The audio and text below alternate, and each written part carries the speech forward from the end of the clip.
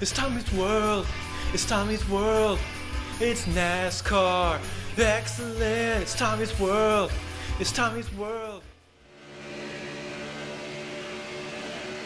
Well, hey everyone, welcome back to Tommy's World, and this week we are in the heart of Fort Worth, Texas.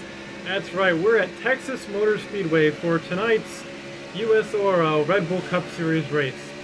Texas is a 1.5 mile quad oval, and it's the last of its kind on the schedule this season before we head to Dover next week in the Monster Mile.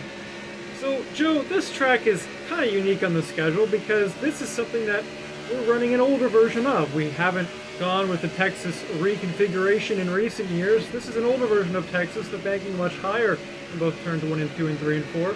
That's going to allow a lot of passing opportunities because, well, the low line around here is certainly the fastest. The high line is really advantageous for guys trying to make a move around another driver.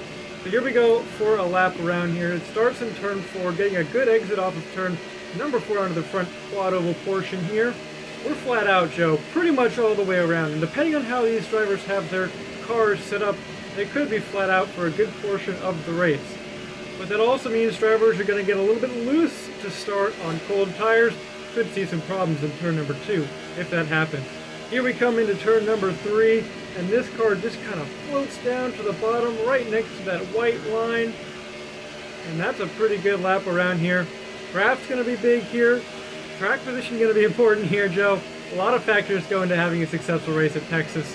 And for another one of these drivers, they'll be joining Jeff Dixon at Homestead later this month for the championship finale, if they win. So, should be an interesting show put on by these guys. Hope you enjoyed, and I'll see you next week. That's over.